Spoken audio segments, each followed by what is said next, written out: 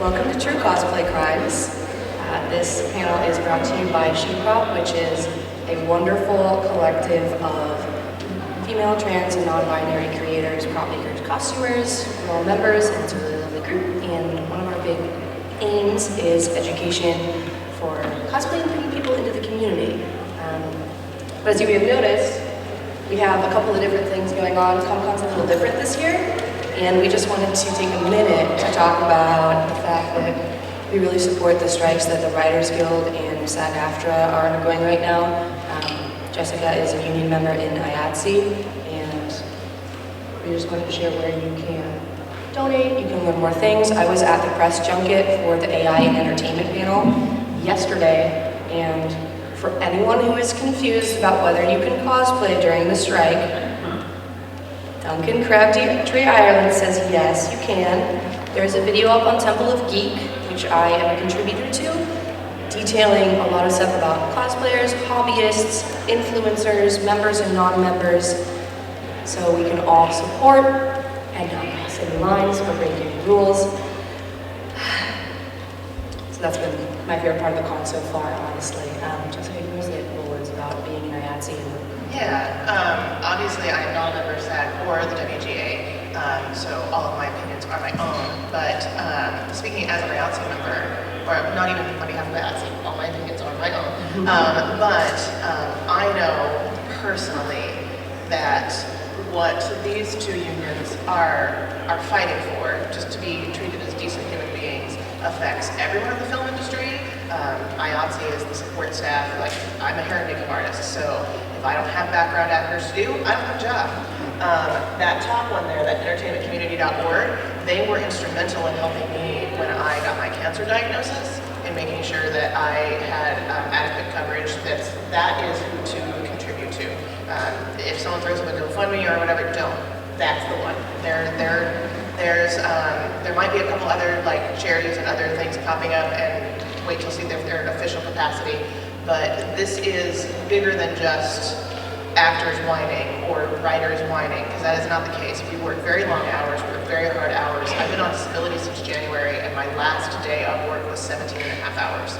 So, and that was the day that broke me. I'm like, I can't do this anymore. I need to get better. So this is important. We're at a turning point, and these studios, they're just trying to hold that line, and they can pay us. They can. They should. That's all. That's all.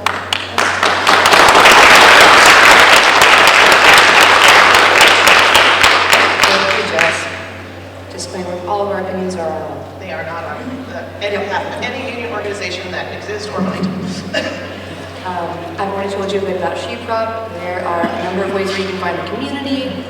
Facebook group, there's a Discord server, we have a really lively Instagram, we often record our panels. This one's being recorded, hi Bill. And with that, we'll jump on into introductions. We're gonna go pretty quick. Hi, I'm Lacey, I go by Joy Goblin online. I've been cosplaying for about 7 years-ish. I tend to favor garment hacking, which because I'm not a sewist, I don't sew from scratch. There's a lot of different ways you can cosplay, and I tend to alter and bring things together. Like this was a pre-made vest that I did all the patches for. That's kind of my style. It's Jessica. I'm Jessica. I don't have a cosplay name because I didn't start out that way. I'm a wig maker, hairstylist, makeup artist by trade, and after doing other people's wigs for a long time, I thought, hey, I want to play too. So about 7 or 8 years ago, I came to my first con. I also don't sew a whole lot. I can, I just don't like to. So, some of this is like Amazon, a friend helped me with this. This is just a ribbon that we turned into a bow tie, things like that. But most of the time it's try to remember it's cosplay. Have fun with it. My name is Adrienne. My username on most platforms is ItsProbablyGhost. I've been cosplaying since around 2019. But I've been taking it more seriously in the past couple of years, like going to cons, actually building things, learning how to sew, not my favorite thing. Where my passion lies is prop making and foam work. I just find so much joy in doing that. I'm going to pause really quick because I forgot. I meant to have us introduce our pronouns as well. My pronouns are she, her. She, her. He, they. And the rest of you at the start. Just add that. Hi, I'm also Adrian.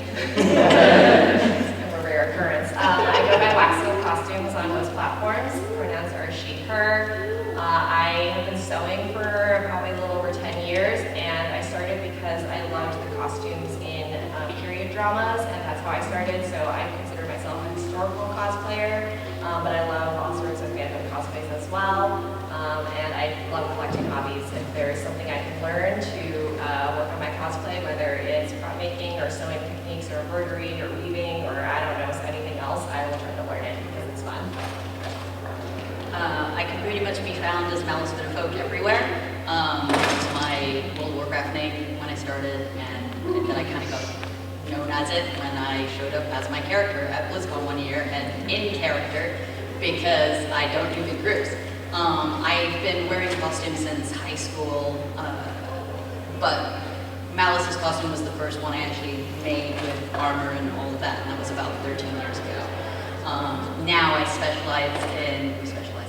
now I prefer doing like crossovers, so I pick two elements, a character and a theme, and then put them together. Most notable is Time Lord Mrs. Frizzle. I do Merida as a World of Warcraft character, and this one is Caleb Widowguys, again as a World of Warcraft character. Oh, and I go by they, them, and pretty much anything under the sun. Hi everyone, I'm Jazz. I go by JasmineSkywalker, she, her. I have been cosplaying. I don't know if we can call it cosplay. No, I think we can. So I specifically wanted to have you on the panel because you are a master of bootleg cosplay and just so creatively hacking things together. You've been doing that for probably like a decade, but she's thrown together some truly impressive things with some truly surprising pieces. Yes, I guess you could say my specialty is MacGyvering things, if any of you guys are old enough to know who that is. But pretty much I started getting into it because I love fantasy and sci-fi, and just, you know, budgeting is hard. So sometimes you gotta take some puff paint, you gotta take a gold lame tablecloth and run some Easter egg basket ribbon through it. Cape. Nice to meet you all. Awesome. Okay, so how this panel works is we're going to tell you about some various ways that we have goofed up when we make cosplays, because we all do. Sometimes we get away with it, sometimes we don't. I will be, after we go through that, we'll be calling on you individually, raise your hands if we have for tips and stuff. And this is an audience participation panel, so when we get through with that, I would love to hear stories from y'all. So I'm going to start with Jessica. I think this was the description we had. I think I did it justice. Let's jump in. So, Yeah. so, Oh wait, I'm so sorry. Oh, I forgot I had a section. So, okay, this is a garment hack that I did. I exist, I do. This is a garment hack example. I cosplay Steed from, I almost said What We Do in the Shadows. because you're going to do that soon. Okay, wait, but What We Do in the Shadows, Steve, the crossover. Yeah. The crossover. It needs to happen. It should. Okay, It's so Malice to help. So for this garment, I purchased the suit from Amazon, and I was removing the lace because it didn't match kind of the outlay of his costume. I wasn't making it screen accurate, just kind of getting close enough. But when I did that, I realized that when it was manufactured, they had machine cut the buttonholes through the lace. So when I removed the lace, it also undid all of the buttonholes and stuff. I had to learn how to hand sew buttonholes, and then sew 6 of them. And I don't recommend that unless, I just don't recommend that. Especially when you have tendinitis, like you do. Yeah, my hands are not Compression flow. fully functional. So I consider this a getting away with it because I figured it out and it looks very good as a finished product. All right. Okay, so as far as getting away with it goes, again, I think I mentioned, I don't like to sew. I actually went to a school where I had to sew for theater for a while, but I get lazy. I get lazy. So that's like the longest whip stitch in the world on a piece of 3-inch elastic because I didn't want to do a waistband. And I did it primarily for that first photo up in the window there. That was at Dragon Con, just for a quick Ursula bound. And then I ended up wearing it like 3 more times. So I haven't fixed it. It still works. We're gonna keep it that way. It stays on the body. Mm-hmm. All right. There we go. Okay, so I'm Tell us going to about that. preface mine with do not do this. Do not. Do as I say, not as I do. Okay, so my biggest cosplay crime that I've gotten away with is not using PPE. And for those who don't know, that is personal protective equipment. I Dremel inside my house. I do wear a mask when I Dremel. I spray paint inside my house. I have a very small apartment in downtown LA.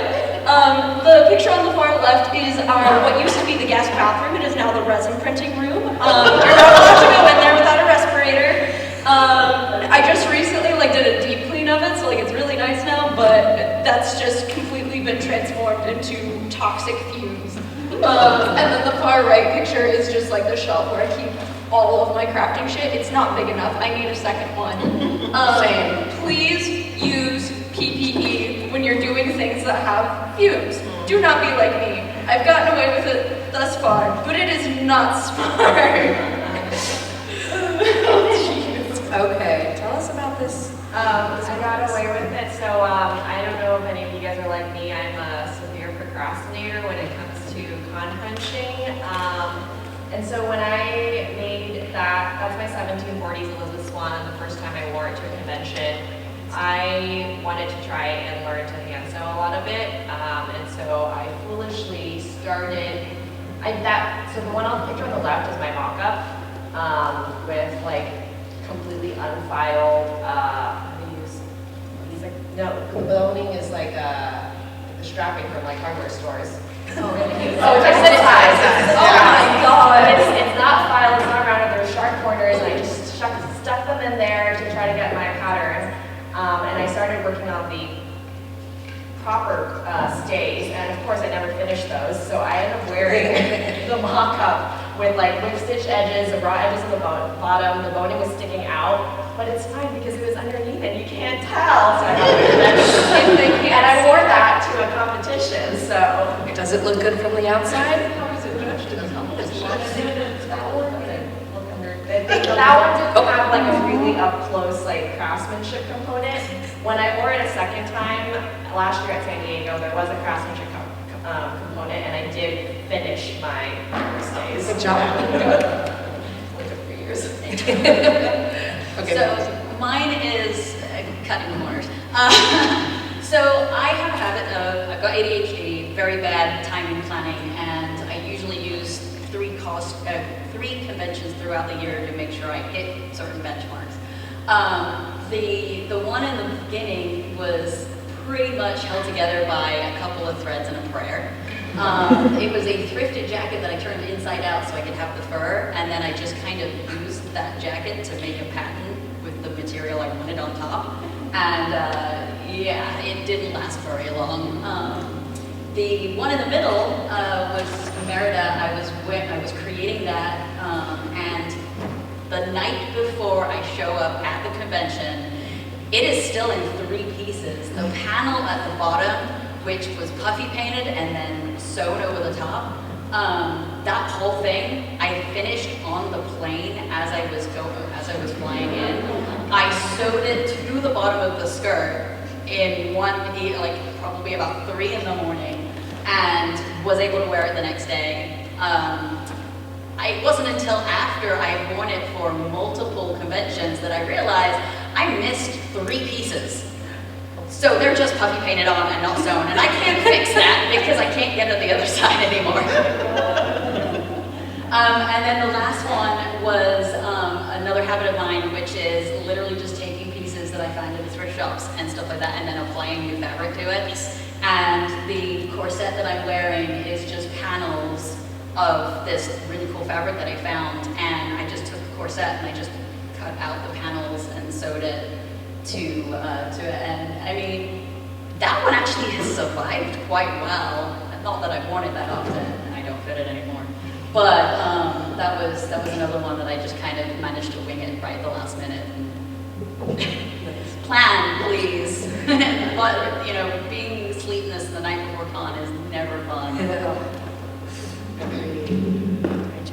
All right, so this is probably my most infamous of my bootleg cosplays. Has anyone in this room ever read any Stormlight Archives? Yeah, there's dozens of us. Just like an obscure to that one person. Okay, let me believe. So there's an obscure god from that book named Shalosh, whose outfit, she's like a shape-shifting type character, and it's made out of prisms. And I was like, cool, glass dress. And then, so as you can see, I assembled this using some paper dinner plates, leftover note cards from my OChem class, packing tape, and Easter cellophane. I don't have like a dress form because, again, budget. So what I did was I put multiple pillows on my living room chairs, and like I pretty much would like try on a shirt I own, try it on the pillows until I got the right depth to like wrap the duct tape, or sorry, packing tape outside. So you'll have like the clear side on the inside, the sticky side on the outside, then you would attach the prisms, seal it with the cellophane, and then wrap the whole thing around yourself. That's ingenious. Oh my God. I was wondering how you did that. Yeah, so then what ended up happening is when I was done, I had to cut myself out of it. And let me give you a pro tip.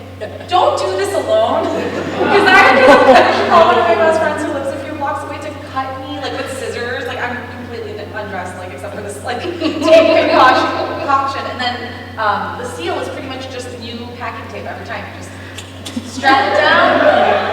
It works. Somehow. I don't think I really got away with this because it lasts about 3 seconds while walking without like falling apart. But there was an attempt. You executed the concept.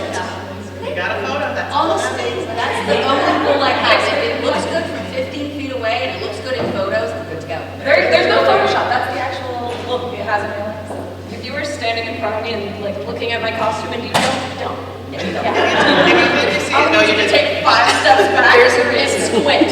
There's a reason we have a 6-foot rule, or a 10-foot rule sometimes. So this is my favorite part, and it's the times that you goof. You done goofed. You pay for it. So I like to wear headphones when I am working, and I'm spray painting outside.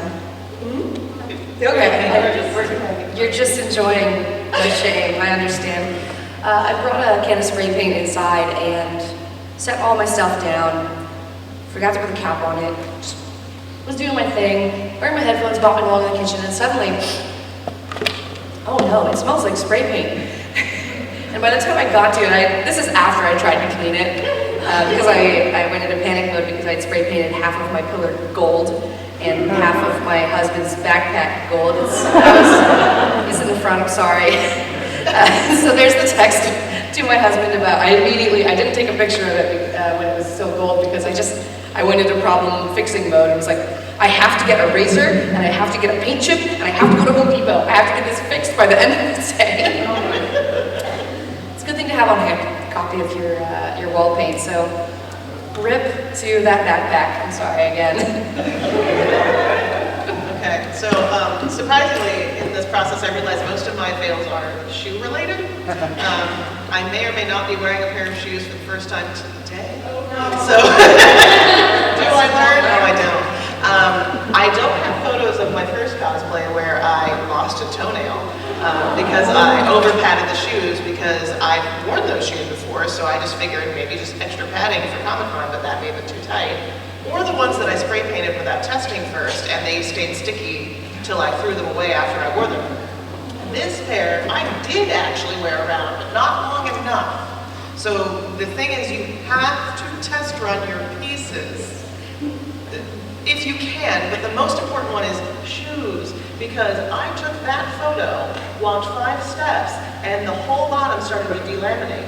And I had a cosplay rescue come find me, and put me back in, and then I walked back across the convention center and it all peeled off again. Because you can't exactly barge a shoe at a hotel bar. So we were doing whatever until we could. Well, no. Fumes. We obviously know that I have learned nothing. So I think they came back and they gaff taped me back into the shoe so that I could get back to my room. But I ended up just tossing those Poshmark shoes in the trash. In the process, inadvertently tossed out my insoles as well. So, yeah, that was over 30. That was the trash.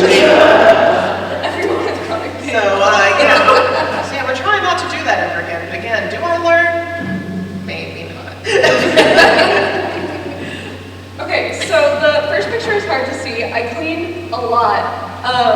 I was working on a Vi wig because I want to do more things with my hair than have it just be the same color forever. The wig is on the right, never finished it. So Vi from Arcane, if you're not familiar, she has like darker sides on her hair where it's shaved. And so I was like, okay, I'm gonna do the like Copic ink, like alcohol ink dye trick. And I went so far to make sure that I did not get a drop of this dye in my tub. And I still got dye in my tub. And I don't know how. I put down like a sheet of aluminum foil, I had it in a bowl, like I went so far to get this to not stay in my tub. And it still happened. So just do those things outside. I can't do that because I live in the middle of downtown and I would look like a crazy person dipping a wig into like a blood-like mixture on the street downtown. It's still not the strangest thing, for sure, but a really weird one that I don't want to do. Not on Mill Street. So, Can you explain what the Copic trick is for those who So don't know? for synthetic wigs, there's a lot of different dyeing methods. You can't just dye them with like hair dye because it's synthetic. And so a lot of people will use alcohol pigment to color the fibers because once it dries down, you can brush it out and it leaves like a pretty nice texture. Sometimes it rubs off, it depends. But I had never tried this method before and I was like, you know what, we're experimenting, new wig, new methods, whatever.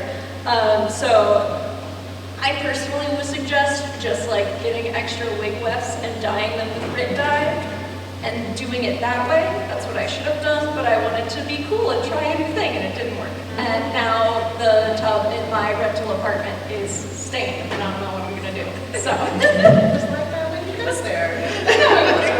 I don't think you can claim battle damage on a tub. Might I recommend the Mr. Clean Magic Eraser? I tried. I have tried everything. I have one thing. My condolences to your tub. Did you want to add to that about the wigs? All right. I have two fails here. The first one on the two pictures on the left. So I was working on Arian from Rings of Power, and I couldn't find a patterned fabric for her underdress that I really liked. So I thought I could learn to block print. So I ordered some rubber stamps and carved it myself, and that worked out well. But I've also never worked with fabric printing before, and it said you should like iron it and heat set it, and I thought, okay, so I just passed it over like really quickly, 5 seconds. I touched it, felt dry, and then I sewed it all up. And then I realized that the entire bottom of my sewing machine was blue from the paint. Did it come out? I tried to clean it, it's still blue, it's fine. It so far hasn't transferred on anything else for now, so yeah, it's not bad. Okay, you know. so I mean, it's there to stay. At least it's not like the ugliest like chartreuse. Yeah, that's true.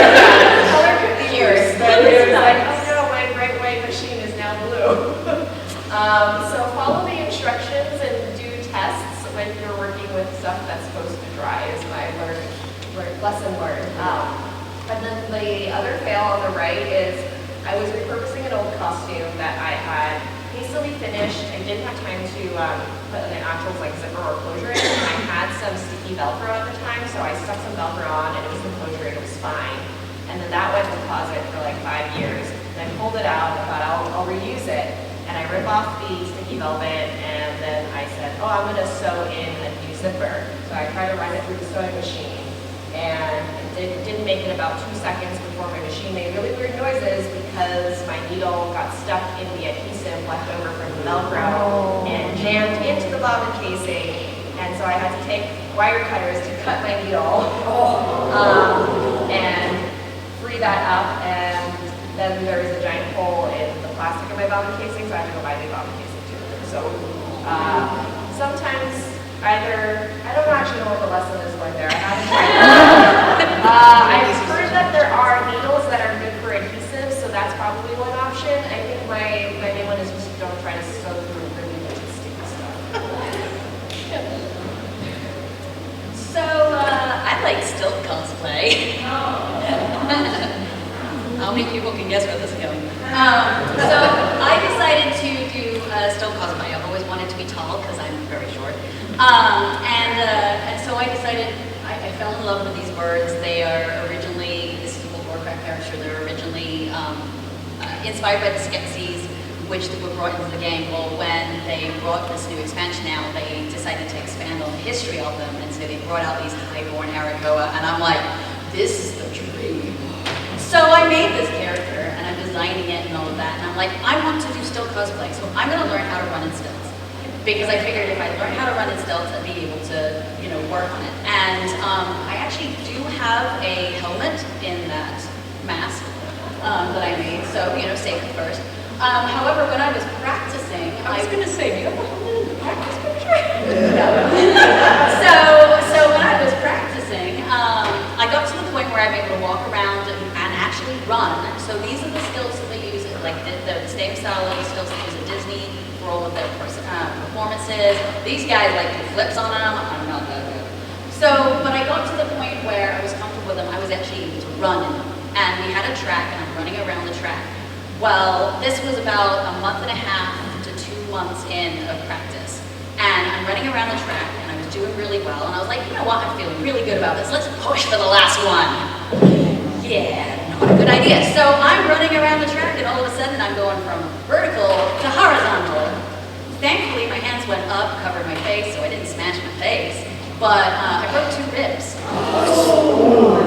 Because it turns out the reason why you don't usually want to have wire in a sports bra is because it produces a point of pressure. And so my ribs broke right on the wire of my bra.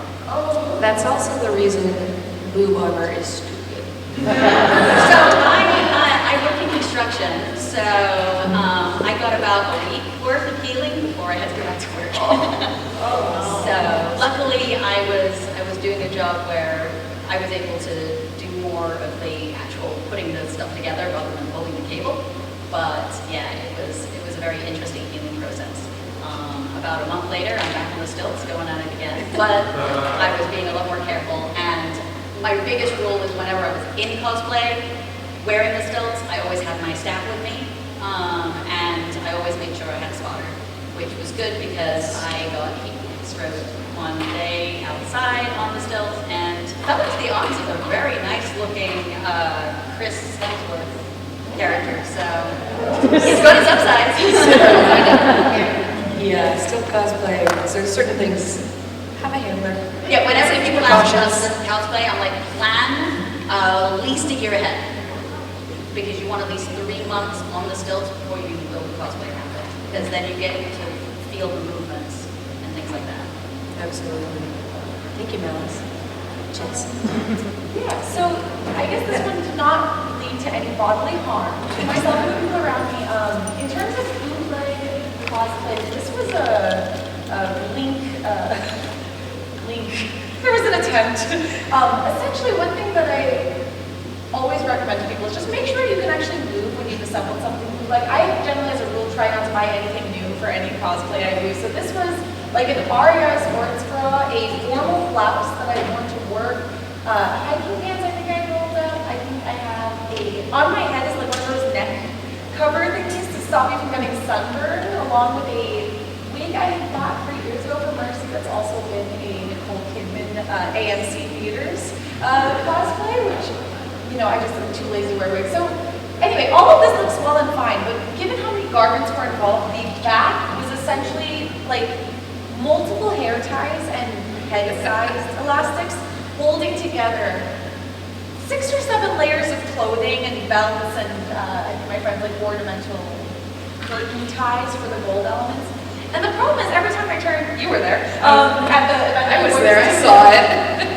I just like knocked over 3 or 4 people. It's like I had wings. It's just like, and I don't mean like gently bumping. I mean, there's a lot of sharp things because I didn't want to do any destruction to the elements I used for it. So it's literally just like a mass of fabric and decorations just tied together with a ribbon. So make sure you pay attention. Also, make sure you don't overheat. This outfit did not have that problem, but many of them do. So fans, water, friends to make sure you don't look like you're sweating and cooking like I currently am.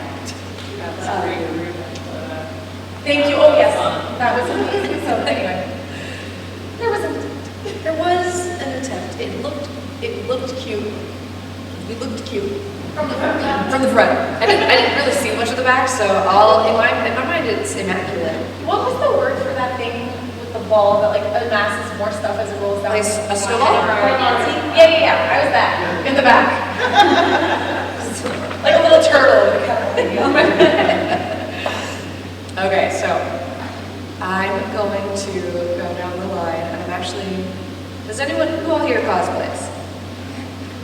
Okay, great. I bet you all, what I want to do is I want to alternate Yeah, I thought you guys between just my looked like panelists, that. and then if you have a personal crafting law, I'd love to hear it. So, Jessica, you're going to go first, and then you.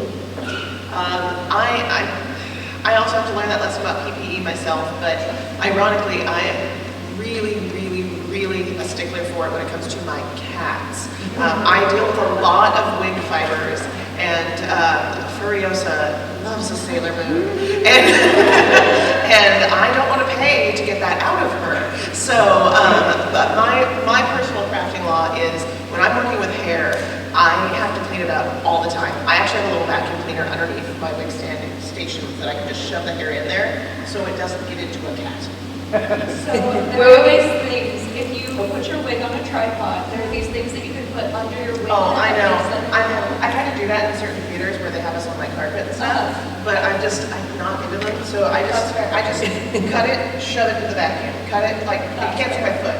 Shove it with my foot into the vacuum. It works a treat. It's so good. Yeah. Keep your cat safe. Yes. Okay. Does anyone have a personal crafting? You in the front, Miss Frizzle. When it's 2 o'clock in the morning and you think you'll sew one last seam. Don't do it. No. All right, so you didn't hear that. If it's when it's 2 in the morning and you think you're going to sew one last seam, no, you're not going to bed. I added that last purpose. You're gonna end up having to fix it. All right, Ghost, how about you? Oh, what? Me? Sorry. Yes. What's your top personal crafting? Okay, I have like 3. One, if you're working with contact cement, get yourself a little squeezy bottle. Do not use it from the big barge container. You're gonna hate your life. Redistribute it into a teeny tiny squeezy bottle. Your life will be saved. Also, make sure you have a trash can in your crafting room specifically for cosplay waste. I always have to have that. It's nice just to have everything in one spot. And also, never be afraid to ask for help because other people are always going to know more than you, and it's just smart to ask for help when you need it. Yeah, we have an entire panel about that called Cosplay Rescue. I got a cosplay rescue from Jessica one time. My beard wouldn't stay on, and she had the good spirit go. Okay. Anyone else from the audience? Ooh, I saw you first, Princess.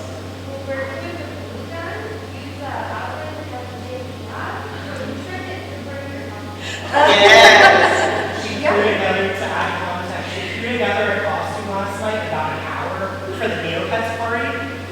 Runs off, leaves me at home with the dogs and the JasmineSkywalker trips because the glue gun was plugged in for 2 hours. So, Nice. when you're working with the hot glue gun, use an outlet with the GFCI. WaxSealed Costumes.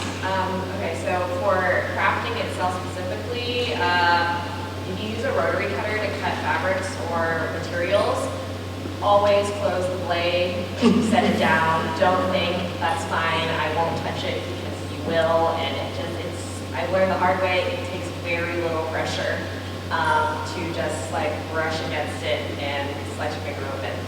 So always just click it closed. Always put it down. All blades. Yeah, all blades. Put it down, it's closed. And then actually I realized I broke this personal law, but today, because normally it's for cosplaying, if I'm in a more complex like costume, I always have an emergency kit with me. I have matching thread for my costumes. If there's components that I think are going to have issues, then I'm going to pre-thread some thread so it's ready to go. You can even knot it and just wind it around a little card. I always have extra snaps with me, closures, safety pins, anything. Just be ready for your costume and it'll make your convention day so much more enjoyable and relaxing. I don't have to worry about it. All right. I saw a purple dress first.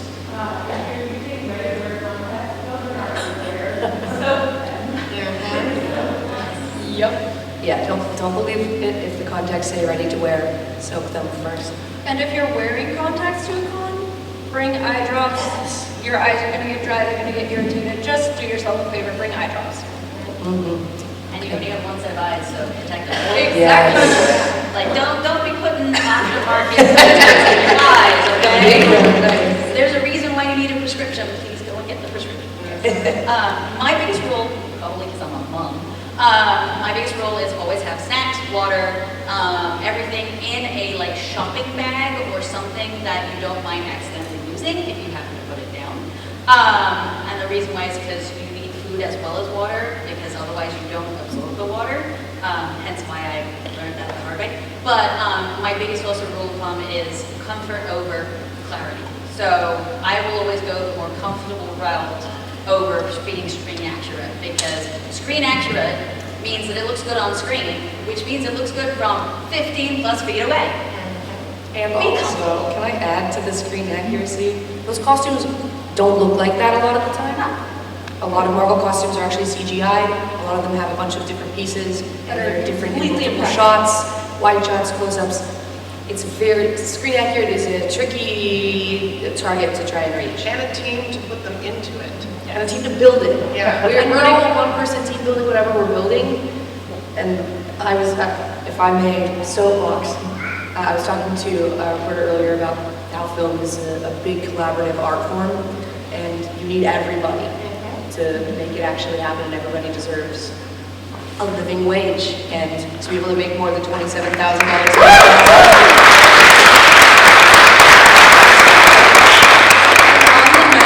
Screen accuracy, especially if you're cosplaying from a video game or like a high fantasy video game, if you like take 5 minutes, or anime, you take 5 minutes to actually look at the costume, you'll realize half the elements don't make sense. You're like, how the fuck is this attachable? Where did this come from? Like, what is happening? Do not bother yourself with screen accuracy. Be comfortable and make it to your standards.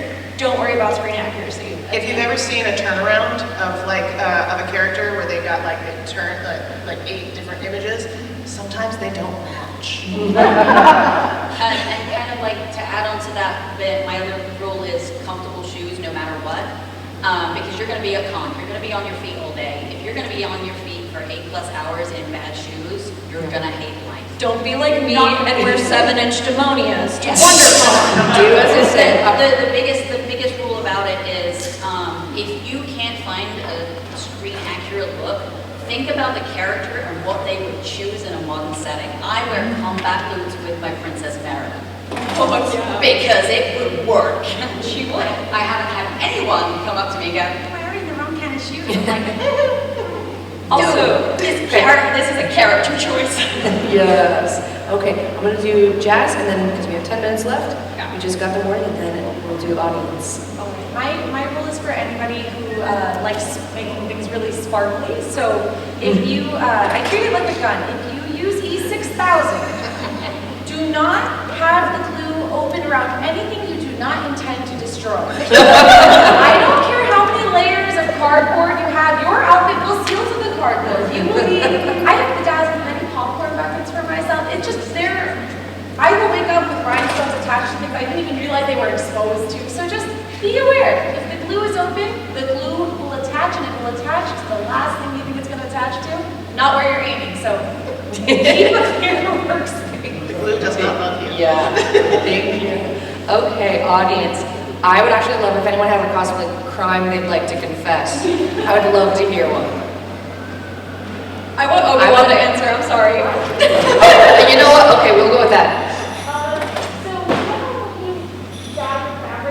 Hold on. I can't hear you. Do you mind coming up? Yeah. Come on up here. I'm going to give you The beard is obscuring it.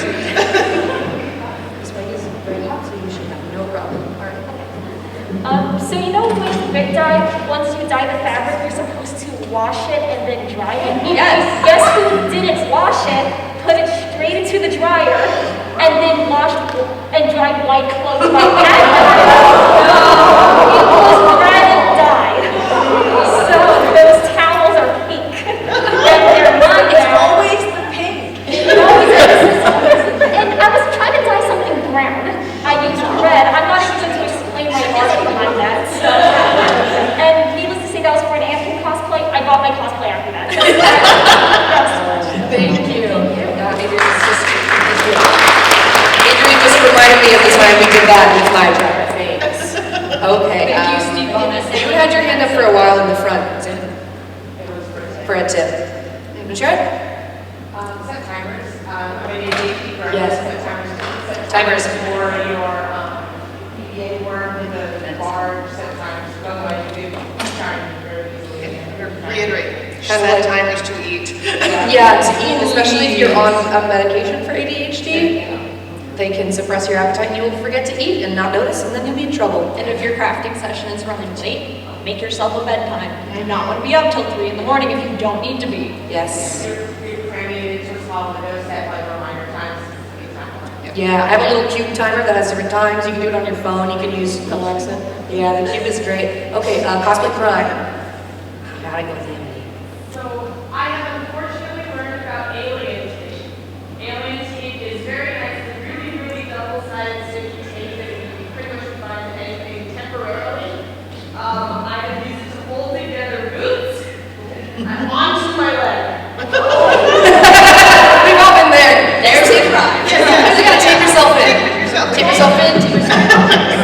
When something falls apart, I use love alien tape. Cut a piece of alien tape, stick to the thing, carry it today. Impressed. All right, I want another crime. Oh, we got a waving hand over there. Yes, you can come up. What's your name? Francis. Tell me your crimes. All right, so I made a full 3D printed mask that completely encapsulated my head, like magnetized, snapped in the back. And I tested it at home, and I was like, all right, great, this works. But as soon as I came to Comic-Con last year, it wasn't until I was in the crowded exhibit hall that I realized no one could hear me, and I couldn't hear anyone. So I suddenly, on the spot, I tried yelling, but I was just like an echo chamber inside of my mask. And I was like, all right, I'm not gonna try talking, I'm just gonna learn how to charade on the spot. So I'm just gesturing and everything, or I had gloves, so I would have to take off my gloves to try and text people I need water, please. So now I have a microphone with an attached speaker. So there's that. Make sure you can both hear and talk in crowded spaces. Thank you. I think we have time for one more. Oh, I'm gonna just close my arms and point in this direction. Who's over there? Yaskier. Do you want to come up or do you want to shout? I can shout. Oh, I accidentally pointed at two of you. Let's do the Jedi first. I'm so sorry, I didn't know you were behind me. No, good. Okay, this is a weight crime. Sorry. Yes. This is a 12 a.m. decision. So I wanted to take a weight that was a little bit past my shoulders and just bring it up shorter. The thing is, it had one of the webs at the bottom upside down and you can see the volume in the bag, and I didn't realize that. So when I got it shorter, you could see all the teasing in the bag. And I never used that weight ever again. I haven't got to the weight yet though. Congrats. Well, that's good. Okay, Yaskier, go quick, and then we gotta wrap up. It was a really from SheProp Costume, so it's a full morph suit, and I took the flames on it to make my wife make it. So I put the suit on to bleed them, and I just put the suit on, and she's bleeding on them, and the bleed was Glued the morph suit to your head. Oh my goodness. That must have been traumatic. Okay. I hope Ryan shares that. So we're at the end. I'm just going to run through where you can find us at SheProp online, SheProp Community on Facebook. There's also an Instagram. You can get in touch with us. I am on TikTok, just Joy Goblin. On Instagram, I am official Joy Goblin. And I'll run down and I'm on Instagram as JMills Make My Hair, and since I started a TikTok without thought of a brand, it's Pixie Chick. I'm on TikTok and Instagram as ItsProbablyGhost. Instagram, Facebook, YouTube, TikTok, WaxSealed Costumes. I'm everywhere, I never post. So realistic. Don't have any sort of public-facing cosplay media, but I might make one, and it will be under this name. Awesome. You should, if you want to. I'd like to. Oh, I think I have a yeah. Tumblr from 10 years ago. Yeah. Limited edition. Personal branding. So, if you have questions about cosplay, I really love educating. You can reach out to any of us if you have questions and want help. It's a big part of SheProp. Again, Union Strong, and thank you for coming. This was really fun.